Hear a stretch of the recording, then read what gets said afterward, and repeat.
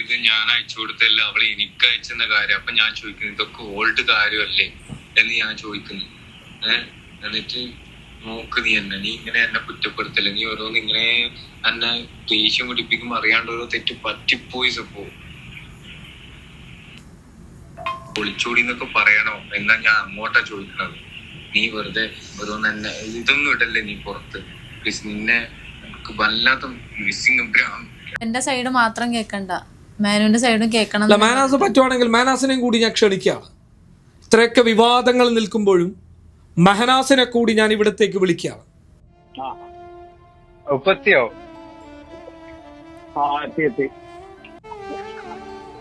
ഇത്രയും കാലം ഞാൻ തന്നെയാണ് കഷ്ടപ്പെട്ട് നോക്കിയത്. എന്നിട്ട് അവൾ പറയുന്നത് ഞാൻ ഒറ്റ അടവ് വരെ അടച്ചിട്ടില്ലെന്ന്. എത്ര വിഷമുണ്ട് രാവും പകലും കടന്ന് കഷ്ടപ്പെട്ട് ഓടുന്നത്. എനിക്കറിയാം അതിന്റെ വേദന. ഞാൻ അത്രയും കഷ്ടപ്പെടുന്ന എന്റെ ഓളയും കുഞ്ഞിനെ നോക്കണം എന്നുള്ള ഒറ്റ ചിന്തയിലാണ് ഞാൻ വാശി പിടിച്ച് ഞാൻ ഇങ്ങനെ കടന്ന് ഓടുന്നത്. ഉറക്കമൊന്നുമില്ലാണ്ട് ഞാൻ കഷ്ടപ്പെട്ട് ഓടുന്ന ദിവസങ്ങളുണ്ട്. അപ്പോൾ ഓരോ ദിവസം കഴിയുന്തോറും നമ്മൾ സഫ മെഹനാസിന്റെ കേസിൽ അനുദിനം പുറത്തു വരുന്ന വിവരങ്ങളും വോയിസ് റെക്കോർഡുകളും എല്ലാം തന്നെ കേട്ടാൽ തീർച്ചയായിട്ടും പ്രേക്ഷകരെ മണ്ടന്മാരാക്കുകയാണോ എന്ന് തോന്നിപ്പോകുന്ന രീതിയിലാണ്. ഈ നോമ്പ് മാസവും നമ്മുടെ സഫയ്ക്ക് യാതൊരു റെസ്റ്റുമില്ല എന്നുള്ളതാണ്. ഓടി നടന്നുകൊണ്ട് ഇന്റർവ്യൂ കൊടുത്തുകൊണ്ടേ ഇരിക്കുകയാണ്. ഇന്നലെ നമ്മുടെ ഖാദർ കരിപ്പടിക്ക് പബ്ലിക് കേരള എന്ന് പറയുന്ന യൂട്യൂബ് ചാനൽ നൽകിയ അഭിമുഖത്തിൽ അവർ പറയുന്ന ഏറ്റവും പ്രധാനപ്പെട്ട ഒരു വോയിസ് റെക്കോർഡ്, മെഹനാസിന്റെ ഒരു വോയിസ് റെക്കോർഡ് അവർ പുറത്തുവിടുകയാണ്. അതിൽ മെഹനാസ് പറയുകയാണ്, നീയും മകനുമില്ലാതെ എനിക്ക് ജീവിക്കാൻ വേണ്ടി പറ്റുകയില്ല എന്നും നീ എന്നോട് ക്ഷമിക്കുകയെന്നും അപ്പോൾ തോന്നിയ ചില ദേഷ്യത്തിൽ ഞാൻ എന്തെങ്കിലും പറഞ്ഞിട്ടുണ്ടാവാമെന്നും നീ തിരിച്ചു വരണമെന്നൊക്കെ പറയുന്ന മെഹനാസിന്റെ വോയിസ് അവർ പുറത്തുവിടുകയാണ്. എന്താണ് പ്രേക്ഷകർ ഇതിൽ നിന്നും മനസ്സിലാക്കേണ്ടത് എന്ന് എനിക്ക് മനസ്സിലാവുന്നില്ല. കാരണം ഒരു ഭാഗത്ത് അവർ തൻ്റെ ഭാര്യ ഒരുത്തൻ്റെ കൂടെ ഒളിച്ചോടിപ്പോയി പറഞ്ഞ് വീഡിയോ ഇടുന്നു, മറുഭാഗത്ത് പറയുകയാണ് അതെല്ലാം ഞാൻ വെറുതെ പറഞ്ഞതാണ്, നീ തിരിച്ച് വാ സഫ എന്ന് പറഞ്ഞ് അവിടെ തിരിച്ച് ജീവിതത്തിലേക്ക് വിളിക്കുന്നു. ഇവർ ഓടി നടന്ന് ഇൻ്റർവ്യൂ കൊടുക്കുന്നു. എല്ലാം കൂടി കൂട്ടി വായിക്കുമ്പോൾ ഒന്നും പ്രേക്ഷകർക്ക് മനസ്സിലാവുന്നില്ല. ശരിക്കും പറഞ്ഞാൽ പ്രേക്ഷകരെ മണ്ടന്മാരാക്കുന്നു എന്ന് തോന്നിപ്പിക്കുന്ന രീതിയിൽ തന്നെയാണ് ഓരോ ദിവസവും സഫയുടെയും അതുപോലെ തന്നെ മെഹനുവിൻ്റെയും കാര്യങ്ങൾ മുന്നോട്ട് നീങ്ങിക്കൊണ്ടിരിക്കുന്നത്.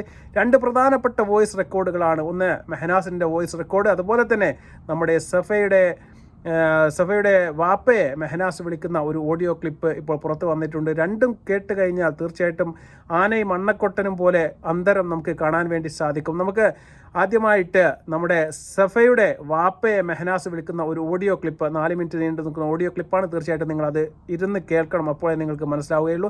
അതിനു മുന്നേ നിങ്ങൾ ആദ്യമായിട്ടാണ് ചാനൽ കാണുന്നതെങ്കിൽ ദയവായി സപ്പോർട്ട് ചെയ്യാനായി ചാനൽ ഒന്ന് സബ് ചെയ്ത ശേഷം കാണാൻ വേണ്ടി ശ്രമിക്കുക. നമുക്ക് ഓഡിയോ ക്ലിപ്പ് കേൾക്കാം.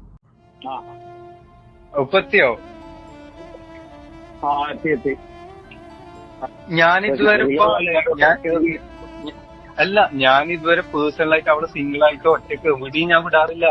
എന്നും കൂടെ തന്നെ ഉണ്ടാവില്ല. ഞാൻ എപ്പോഴും പറയലുണ്ട്, കൂടെ ഉണ്ടാകുമ്പോൾ ഞാൻ എവിടെ പോകുമ്പോൾ ഞാൻ വരും, ഞാൻ ഇല്ലാണ്ട് ഒറ്റയ്ക്ക് പോകരുത്. പിന്നെ കാരണം ഇത് ഡേഞ്ചറാണ്. അവർക്ക് അറിയാൻ സോഷ്യൽ മീഡിയ എന്താ അവർക്ക് അറിയില്ല. പക്ഷെ ഞാൻ മാക്സിമം എന്റെ കൺട്രോളായിരുന്നു ഇതുവരെ ഉണ്ടായതൊക്കെ. പക്ഷെ അവള് ഞാൻ പ്രത്യേകം പറഞ്ഞ സ്നാപ്പ് ഒരിക്കലും ഡൗൺലോഡ് ചെയ്യരുതെന്ന് ഞാൻ പറഞ്ഞായിരുന്നു. അപ്പൊ അത് ഡൗൺലോഡ് ചെയ്തതിന്റെ ഇഷ്യൂ ആണ് ഇപ്പൊ കിടക്കുന്നത്. കാരണം അതിൽ പക്ഷെ ഇതിപ്പോ ഇങ്ങനെ പുറത്തിറങ്ങുമ്പോ ഒന്നും പറയാണ്ട് ചോദിക്കാണ്ട് ഇങ്ങനെ നിൽക്കുമ്പോ അവർക്ക് ധൈര്യം കൂടെ ചെയ്യണേ. ഇപ്പൊ ഇത് അവളെ എവിടെ പോയി ഞാൻ ചോദിക്കട്ടെ, ഇത് തന്നെ നീ പറഞ്ഞിട്ടുള്ള അതേ സിറ്റുവേഷൻ തന്നെയാണ് അവളും പറയുന്നത്. എന്താണ് തിരിച്ചു പറയുന്നത്? റബ്ബാണ് ഉപ്പ തെളിവ് കാണിക്കാൻ പറയാം. എന്റെ എല്ലാം ഉണ്ട്. പക്ഷെ അവള് ദേഷ്യം കൊണ്ട് അങ്ങനെ ഫുഡ് ഉണ്ടാക്കി പറയാണ്, ക്രിയേറ്റ് ചെയ്യാണ്. അവളെ ഭാഗം അവൾക്ക് ക്ലിയർ ആകാൻ വേണ്ടിട്ട് എന്റെ കയ്യിൽ എല്ലാത്തിനുള്ള ഞാൻ ഉപ്പാക്ക് ഫുള്ളായിട്ട് അയച്ചിട്ടില്ല. കാരണം എനിക്ക് ചിലപ്പോൾ ഞാൻ വിചാരിച്ച ഒരു മോളെ കാര്യം ഉപ്പ അറിയുമ്പോ ജസ്റ്റ് വിഷമിക്കണ്ടെന്ന് വിചാരിച്ചിട്ട് ഉപ്പാക്ക് ഞാൻ അതൊന്നും അയച്ചു തരാത്തത്. എനിക്കിതൊന്നും അക്സെപ്റ്റ് ചെയ്യാൻ പറ്റാത്തത് ഭയങ്കര വിഷമായി പോയി. അന്ന് ഞാൻ ഉപ്പാനെ വിളിച്ച് അത്രയും മനസ്സ് പൊട്ടിയിട്ട് അന്ന് ആ സമയത്ത് ഞാൻ ഉപ്പാനെ വിളിച്ച് കാല് പിടിച്ച് ഉപ്പാന്റെ അടുത്ത് ഉപ്പ എന്നെ ഒന്ന് ഹെൽപ്പ് ആക്കി ഈ കാര്യത്തിൽ. അപ്പൊ കാരണം സ്വന്തം നിങ്ങൾ പറഞ്ഞാൽ എന്റെ ഉപ്പ പറഞ്ഞിട്ടോ അല്ല എന്റെ ഉമ്മ പറഞ്ഞിട്ടോ ഒന്നും കാര്യമില്ല. അത് ശരിക്കും ഉപ്പ പറഞ്ഞോടുമ്പോൾ അനുസരിക്കും. അത് ഞാനൊരു കാര്യം ചോദിക്കട്ടെ, ഞാൻ പറഞ്ഞാൽ കേൾക്കുന്നുണ്ടാണെങ്കിൽ നിന്റെ കൂട്ടത്തിൽ വരുമല്ലോ ഓർക്കുണ്ടാവും. ഉപ്പാനോട് കുറച്ചെങ്കിലും ഒരു ഇതുണ്ട് എനിക്ക് മനസ്സിലാകണ്ട. ഞാൻ ഉപ്പാന്റെ അടുത്ത് ആ ഒരു ഹെൽപ്പ് ചോദിച്ചത്. പക്ഷെ ഇപ്പൊ എനിക്ക് മറ്റന്നാൾ കേസുണ്ട്, അതിന്റെ ആ ഫയൽ അതിന്റെ അകത്താണ്. എനിക്കത് സബ്മിറ്റ് ചെയ്യാനുണ്ട്. കോടതിയിൽ എനിക്ക് അത് അപ്ലൈ ചെയ്യാനുണ്ട്. അത് ഓക്കെ അറിയാതെ. പിന്നെ അവർക്ക് ഫോണ് വേണ്ട, നമുക്ക് സാധാ ഫോൺ എന്നെ വിളിക്കാനുള്ള ഫോണ് മതി, നമുക്ക് സോഷ്യൽ മീഡിയ ഒഴിവാക്കാം. അത് ഞാൻ സെയിൽ ചെയ്യാൻ വേണ്ടിയിട്ടാണ് സോഷ്യൽ മീഡിയ ഒക്കെ ഞാൻ ഒഴിവാക്കിയത്. സൈബർ സെല്ല് പ്രത്യേക നോട്ടീസ് അയച്ചിട്ടുണ്ട്. എല്ലാ വീഡിയോസും മൊത്തത്തിൽ കളയാൻ വേണ്ടിട്ട്. ഇനി ഇറങ്ങാണ്ടിരുന്നാ പോരെ, ഇനി സോഷ്യൽ മീഡിയ വേണ്ട, ഞാൻ പണിയെടുത്ത് ഞാൻ നോക്കിക്കോളും എല്ലാ കാര്യം. ഇത്രയും കാലം ഞാൻ തന്നെയാണ് കഷ്ടപ്പെട്ട് നോക്കിയത്. എന്നിട്ട് അവൾ പറയുന്നത് ഞാൻ ഒറ്റ അടവ് വരെ അടച്ചിട്ടില്ലെന്ന്. എത്ര വിഷമുണ്ട്. രാവും പകലും കടന്ന് കഷ്ടപ്പെട്ട് ഓടുന്നത് എനിക്കറിയാം അതിന്റെ വേദന. ഞാൻ അത്രയും കഷ്ടപ്പെടുന്ന എന്റെ ഓളയും കുഞ്ഞിനെ നോക്കണം എന്നുള്ള ഒറ്റ ചിന്തയിലാണ് ഞാൻ വാശി പിടിച്ച് ഞാൻ ഇങ്ങനെ കടന്ന് ഓടുന്നത്. ഉറക്കമൊന്നുമില്ലാണ്ട് ഞാൻ കഷ്ടപ്പെട്ട് ഓടുന്ന ദിവസങ്ങളുണ്ട് ഉപ്പ. അത് എന്റെ യൂബർ ആപ്പിൽ ചെക്ക് ചെയ്തത് മനസ്സിലാവും. ഞാൻ എത്ര ടൈം വരെ ഓടിയിട്ടുണ്ട്, ടൈം വരെ കഴിഞ്ഞിട്ടുണ്ട്. എന്നിട്ട് ഞാൻ യൂബർ ഒഴിവാക്കിയിട്ട് റാപ്പിഡ് പോലെ ഓടല. എന്നിട്ട് ഇവള് ഇടക്കിടക്ക് ഉപ്പ ചില സമയം അക്കൗണ്ട് നോക്കിയാണെങ്കിൽ ചില സമയം 2-3 ദിവസം അല്ലെങ്കിൽ ഒരാഴ്ചത്തേക്ക് ഓടിയിട്ടേ ഉണ്ടാവില്ല. കാരണം വെച്ചെങ്കിൽ ഇവള് ഇങ്ങനത്തെ കാര്യം ഓരോന്ന് വാശിച്ച് എന്റെ ഇത് ചാവി വാങ്ങിച്ചിട്ട് എന്റെ വണ്ടിയാണ് എന്ന് പറഞ്ഞിട്ട് ചാവി വാങ്ങിയിട്ട് വെക്കും. അപ്പൊ എനിക്ക് ഓടാൻ പറ്റുന്നില്ല. ഞാൻ എന്നിട്ട് മാക്സിമം ചിരിച്ചുകൊണ്ട് സോൾവ് ചെയ്യാൻ ഞാൻ ഇപ്പോൾ വരെ ഓളെ കാല് പിടിക്കല് ഞാൻ ചെയ്യുന്നത്. ഞാൻ സോൾവ് ചെയ്യാനേ നോക്കലുള്ളൂ മാക്സിമം.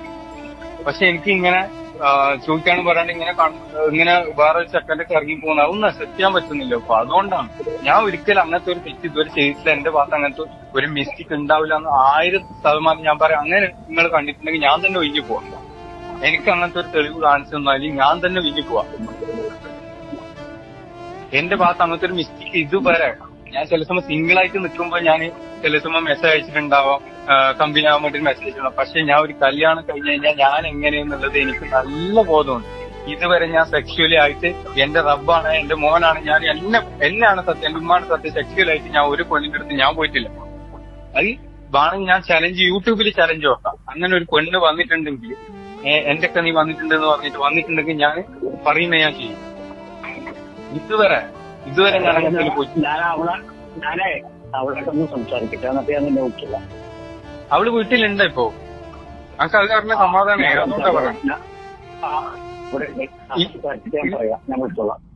അപ്പോൾ ഈ കേട്ടത് സഫയുടെ വാപ്പയുമായിട്ട് മെഹനാസ് സംസാരിക്കുന്ന ഓഡിയോ ക്ലിപ്പാണ്. വളരെ താഴ്മയോടുകൂടി വാപ്പയോട് അപേക്ഷിക്കുന്നതാണ് നമുക്ക് കാണാൻ വേണ്ടി സാധിക്കുന്നത്. ഇതിലും മെഹനാസിൻ്റെ മറ്റൊരു മുഖമാണ്, സ്നേഹത്തിൻ്റെ ഒരു ഉറവിടമായ ഒരു മനുഷ്യനെയാണ് നമുക്ക് കാണാൻ വേണ്ടി സാധിക്കുന്നത്. സഫ പറയുന്നത് പോലെ മെഹനാസ് എപ്പോഴാണ് മാറുന്നത് എന്ന് ആർക്കും പിടുത്തം കിട്ടുന്നില്ല എന്നുള്ളതാണ്. ഒരു വശത്ത് മെഹനാസ് അവരുടെ കുറ്റങ്ങളും കുറവുകളും ലല്ലൂബിയോടെ പോയതുമായി ബന്ധപ്പെട്ട എല്ലാ കാര്യങ്ങളും യൂട്യൂബിലും അതുപോലെ തന്നെ പബ്ലിക് സോഷ്യൽ മീഡിയയിലെല്ലാം തന്നെ പോസ്റ്റ് ചെയ്ത് നമ്മൾ കണ്ടു.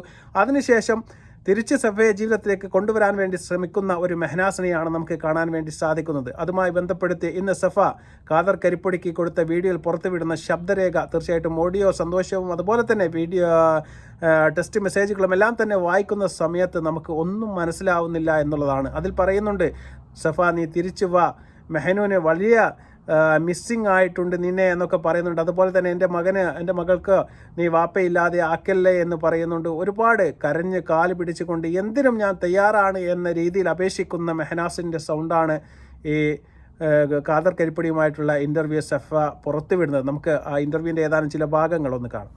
With your concern, with your permission, ഈ ലല്ലുവിൻ്റെ കൂടെ നിങ്ങൾ പോയി എന്ന് പറയുന്നത് മെഹനാസ്.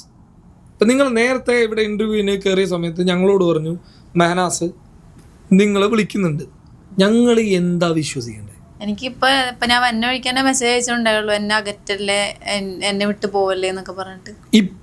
ഞാൻ വന്ന ടൈമിൽ വോയിസ് ഉണ്ടോ? ചാറ്റാണ്. ഒന്ന് കേൾപ്പിച്ച ഫോൺ എടുത്തോ? ഫോൺ ചാറ്റും അല്ല, ഈ സ്വാഭാവികമായിട്ട് നിങ്ങളെ റിട്ടേൺ ജീവിതത്തിലേക്ക് വിളിക്കുന്ന അങ്ങനെ എന്തെങ്കിലും വോയിസ് ഉണ്ടോ? അതായത് നിങ്ങൾ ഒളിച്ചോടിപ്പോയി എന്ന് പറഞ്ഞ് സോഷ്യൽ മീഡിയയിൽ വന്ന മെഹനാസ് തന്നെ നിങ്ങളിപ്പോൾ ലൈഫിലേക്ക് വിളിക്കുകയാണോ?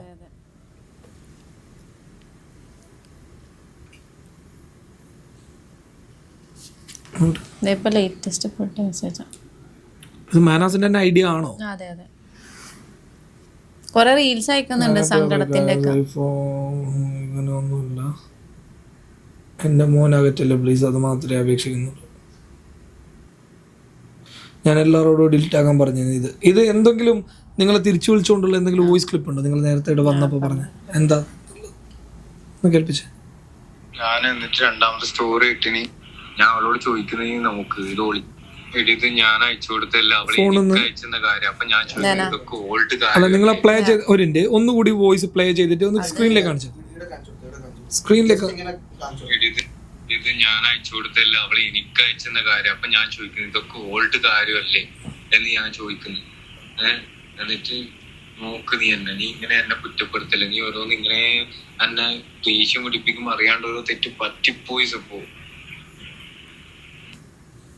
ഒളിച്ചോടി എന്നൊക്കെ പറയണോ എന്നാ ഞാൻ അങ്ങോട്ടാ ചോദിക്കണത്.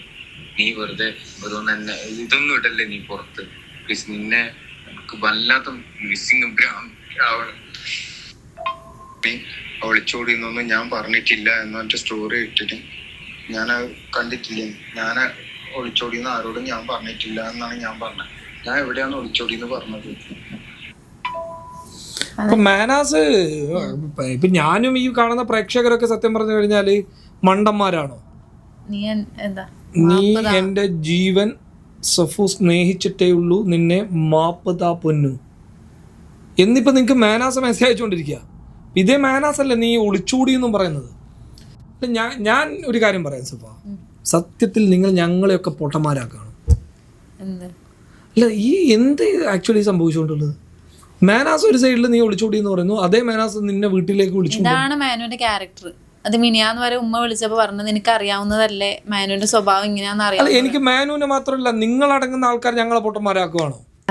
ഈ ഇന്റർവ്യൂവിന്റെ ഭാഗങ്ങൾ കൂടി നിങ്ങൾ കാണുമ്പോൾ കാദർ കരിപ്പടിയും ചോദിക്കുകയാണ് സഫയോട്, നിങ്ങൾ രണ്ടുപേരും ചേർന്നുകൊണ്ട് പ്രേക്ഷകരെ വിഡ്ഢികളാക്കുകയാണോ എന്ന് ചോദിക്കുമ്പോൾ അവർക്കും കാര്യമായിട്ട് ഉത്തരമൊന്നുമില്ല. ഞാനിപ്പോൾ ഇന്റർവ്യൂ എന്ന് വരുന്ന വഴിയിൽ പോലും മെഹനാസ് തീർച്ചയായിട്ടും ഈ സഫയ്ക്ക് മെസ്സേജ് അയച്ചു കൊണ്ടേ ഇരിക്കുകയാണ്. ഇൻസ്റ്റഗ്രാമിലായാലും സ്നാപ്ചാറ്റിലായാലും വാട്സപ്പിലായാലും എല്ലാം തന്നെ.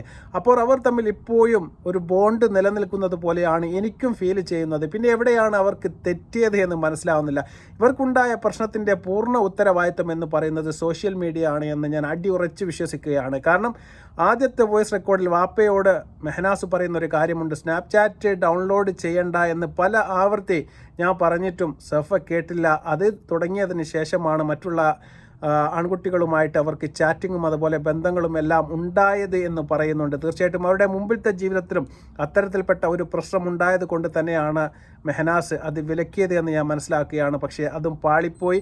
തീർച്ചയായിട്ടും ഇതിന് ഏറ്റവും വലിയ ഉത്തരവാദി മെഹനാസ് തന്നെയാണ്. ഈ ഒരു ജീവിതം പോയതിനുള്ള ഉത്തരവാദിത്തം തീർച്ചയായിട്ടും മെഹനാസിന് തന്നെയാണ്. പക്ഷേ സഫ എന്ന് പറയുന്ന കുട്ടി 100% ഇതിലൊരു നിഷ്കളങ്കയാണ് എന്ന് ഞാൻ ഒരിക്കലും വിശ്വസിക്കുന്നില്ല. കാരണം അവരുടെ ഒരു കാർ ഓടിക്കുന്ന ഒരു ആളുടെ സുഹൃത്തുമായിട്ട് തീർച്ചയായിട്ടും ബന്ധം വെക്കേണ്ടതോ അവരുമായിട്ട് പാതിരാത്രിയിൽ ഫോൺ വിളിച്ച് സംസാരിക്കേണ്ടതോ ആയിട്ടുള്ള യാതൊരു കാര്യവും ഈ സഫയ്ക്കും ഇല്ല എന്നുള്ളത് 100% സത്യമാണ്. അത് തീർച്ചയായിട്ടും ഈ ഇൻ്റർവ്യൂവിൻ്റെ ഏതാനും ലാസ്റ്റ് ഭാഗങ്ങളിൽ അവർ പറയുന്ന ചില ഭാഗങ്ങൾ കേട്ടാൽ നിങ്ങൾക്ക് മനസ്സിലാക്കാൻ വേണ്ടി സാധിക്കും. ഈ ലല്ലുവുമായിട്ടുള്ള ബന്ധം എന്താണ് എന്ന് കാദർ കരിപ്പടി ആവർത്തിച്ച് ചോദിച്ചിട്ടും സഫയുടെ ഭാഗത്ത് നിന്ന് ക്ലിയർ ആയിട്ടുള്ള ക്ലാരിഫിക്കേഷൻ ആയിട്ടുള്ള ഒരു ഉത്തരവും ഇല്ല എന്നുള്ളത് തന്നെയാണ് സത്യം. നമുക്കത് കേൾക്കാം.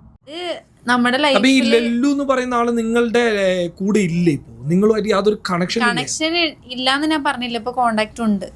ഏത് രീതിയിലുള്ള കോണ്ടാക്ട് ചോദിക്കുന്നുണ്ടോന്ന് തോന്നുന്നു? ഇല്ല, നോർമലി നമ്മള് കേസും കാര്യങ്ങളൊക്കെ സംസാരിക്കാം. അങ്ങനെ ഒരു നേരത്തെ ഞാൻ പറഞ്ഞ കേസ് കാര്യങ്ങൾ പറയാൻ ഇവൻ വക്കീലല്ലോ. ഇല്ല, ഫുൾ ടൈം നമ്മൾ വിളിച്ചുകൊണ്ടിരിക്കുക അങ്ങനൊന്നുമില്ല. ഇപ്പോൾ എന്നെ രാത്രി എപ്പോൾ വിളിച്ചാലും അവൈലബിൾ ആണ്. ഇതുവരെ എന്റെ ഫോൺ ബിസി ആയിട്ടില്ലല്ലോ. അങ്ങനെ എനിക്ക് എപ്പോഴും വിളിച്ചുകൊണ്ടിരിക്കാൻ പറ്റും. നേരത്തെ നിങ്ങൾ പറഞ്ഞത് മാനാസ് ഉള്ള സമയത്തൊന്നും ഇങ്ങനെ ഒരു സംഭവം ഉണ്ടായിരുന്നില്ല. പിന്നെ എങ്ങനെയാണ് ഈ രാത്രി കാലങ്ങളിൽ നിങ്ങളുടെ ഫോൺ അവൈലബിൾ ആണ്? അതെ, ഈ അടുത്ത കാര്യം ഞാൻ പറഞ്ഞത്. ഈ അടുത്ത് ഇങ്ങനെ ഒരു കോണ്ടാക്ട് ഇപ്പോഴാണല്ലോ നമ്മൾ കോണ്ടാക്ട് ആയത്. ഒരു പരിചയമില്ലാത്ത ഒരാൾ ഈ രാത്രി കാലങ്ങളിൽ നിങ്ങൾ വിളിക്കുന്നു എന്ന് പറഞ്ഞു കഴിഞ്ഞാൽ അത് എങ്ങനെ അക്സെപ്റ്റ് ചെയ്യാം? ഇപ്പോ നമ്മൾ കമ്പനിയാണ്. ഞാൻ പറഞ്ഞില്ല, എന്റെ വണ്ടി ഓടിക്കുന്ന ആള് ഇവന്റെ ഫ്രണ്ടാണ്. വണ്ടി ഓടിക്കുന്ന ആളുടെ ഫ്രണ്ട് അല്ലേ? വണ്ടി ഓടിക്കുന്ന ആളല്ലല്ലോ. അല്ല ഇതില് ഈ ലല്ലുവിന്റെ കേസിൽ എനിക്ക് ഇപ്പോഴും ഒരു ക്ലാരിറ്റി ഇല്ല. ഞാൻ ഇപ്പോൾ അപ്പോൾ സഫ പറയുകയാണ്, ഞങ്ങൾ തമ്മിൽ ഇപ്പോൾ ബന്ധങ്ങളുണ്ട്. എന്ത് ബന്ധം എന്ന് ചോദിക്കുമ്പോൾ പറയുകയാണ്, കേസിൻ്റെ കാര്യങ്ങൾ ചർച്ച ചെയ്യാൻ. ഈ ലല്ലു എന്ന് പറയുന്ന വ്യക്തി ഫസ്മിനയുടെ മുൻ ഹസ്ബൻഡാണ്. അദ്ദേഹം വക്കീലോ അല്ലെങ്കിൽ പോലീസോ ഒന്നുമല്ല. ഈ കേസിൻ്റെ കാര്യങ്ങൾ അദ്ദേഹവുമായിട്ടാണ് ഈ സഫ സംഭാഷണം നടത്തുന്നത് എന്ന് പറയുകയാണ്. അപ്പോൾ തീർച്ചയായിട്ടും ഈ മെഹനാസ് സംശയിക്കുന്നത് പോലെ അവർ തമ്മിൽ എന്തെങ്കിലും കോണ്ടാക്ട് ഉണ്ടോ എന്ന് തെറ്റിദ്ധരിക്കുന്നത് യാതൊരു പ്രശ്നവുമില്ല. കാരണം രാത്രിയായാലും പകലായാലും എല്ലാം അവർ ഫോണിൽ സംസാരിക്കുന്നുണ്ട്. ഇപ്പോൾ അവരുമായിട്ട് ബന്ധമുണ്ട്. ഈ കച്ചറ ഉണ്ടായതിനു ശേഷവും അവർ ആ കോണ്ടാക്റ്റ് പുതുക്കിക്കൊണ്ടിരിക്കുന്നുണ്ട് എന്ന് തന്നെയാണ് സഫ പറയുന്നത്. തീർച്ചയായിട്ടും ഞാൻ പറഞ്ഞതുപോലെ ഈ ഒരു കാര്യത്തിൽ ഇവർ 2 പേരും കുറ്റക്കാരാണ് എന്ന കാര്യത്തിൽ യാതൊരു തർക്കവുമില്ല. എന്നിട്ടും മെഹനാസ് വീണ്ടും തൻ്റെ ജീവിതത്തിലേക്ക് തിരിച്ചു വരാൻ വേണ്ടിയിട്ട് സഫയുടെ പുറകെ നടക്കുന്നത് നമുക്ക് കാണാം. എന്താണ് ഇതിൻ്റെ സത്യാവസ്ഥ എന്ന് 2 പേരുടെ ഭാഗത്തും കള്ളത്തരമുണ്ട് എന്ന് വളരെ വ്യക്തമായിട്ട് മനസ്സിലാവുകയാണ്. പിന്നെ പണ്ടത്തെ കാലം പോലെ ഈ അടിയും ചവിട്ടും കുത്തും കൊണ്ടുവന്നും ജീവിതത്തിൽ സഹിച്ച് മുന്നോട്ട് പോകാൻ ഈ കാലത്ത് നമ്മുടെ 2026 കാലത്തൊന്നും ഇപ്പോഴത്തെ പെൺകുട്ടികളെ കിട്ടുകയില്ല എന്നുള്ളത് മെഹനാസ് മനസ്സിലാക്കേണ്ടതായിരുന്നു. അത്തരത്തിൽപ്പെട്ട ഒരു പരിപാടി മെഹനാസിൻ്റെ ഭാഗത്തുണ്ട് എന്നുള്ളത് തീർച്ചയായിട്ടും റിഫയുടെ കേസ് അറിയുന്ന എല്ലാവർക്കും മനസ്സിലാക്കാൻ വേണ്ടി സാധിക്കും. ആ പെൺകുട്ടി മരിക്കുന്നതിന് തൊട്ട് മുൻപും അവരുടെ തല പിടിച്ച് കട്ടിലിനോട് അടിച്ചു എന്ന് പറഞ്ഞുകൊണ്ടുള്ള ഒരു വോയിസ് റെക്കോർഡ് നമ്മളെല്ലാവരും കേട്ടതാണ്. ആ ഒരു ഭീതി തീർച്ചയായിട്ടും ഇപ്പോൾ സഫയ്ക്കുമുണ്ട്. അത് തന്നെയാണ് സഫ ആ ജീവിതത്തിൽ നിന്നും ഒഴിഞ്ഞു പോകാനുള്ള പ്രധാനപ്പെട്ട ഒരു കാരണമെന്ന് മനസ്സിലാക്കാൻ വേണ്ടി സാധിക്കും. തീർച്ചയായിട്ടും എന്താണ് ഈ ഓഡിയോ ക്ലിപ്പും വീഡിയോകളെല്ലാം കണ്ടത് സ്ഥിതിക്ക് നിങ്ങൾക്ക് എന്താണ് തോന്നുന്നത് നിങ്ങൾ കമൻറ്റായി രേഖപ്പെടുത്തുക. ഇവരുടെ ഒരു അഭിനയമാണോ, തീർച്ചയായിട്ടും സോഷ്യൽ മീഡിയയിൽ തിരിച്ചു വരാനുള്ള ഒരു പ്ലാനിംഗ് ആണോ എന്നൊക്കെയാണ് ആൾക്കാർ തീർച്ചയായിട്ടും കമൻറ്റുകളായിട്ട് അയക്കുന്നത്. അത് തന്നെയാണ് നമ്മൾക്കും തോന്നുന്നത്. ഇവരുടെ ജീവിതത്തിലുള്ള കാര്യങ്ങൾ ഒന്നും തന്നെ യാഥാർത്ഥ്യവുമായിട്ട് നിരക്കുന്നതല്ല. അത്തരത്തിൽപ്പെട്ട ഓരോ വോയിസ് റെക്കോർഡും വീഡിയോ റെക്കോർഡും എല്ലാമാണ് പുറത്ത് കൊണ്ടിരിക്കുന്നത്. തീർച്ചയായിട്ടും എന്താണ് നിങ്ങളുടെ അഭിപ്രായം നിങ്ങൾ കമൻറ്റായി രേഖപ്പെടുത്തുക. മറ്റൊരു വീഡിയോയുമായി വരുന്നതുവരെ നന്ദി, നമസ്കാരം.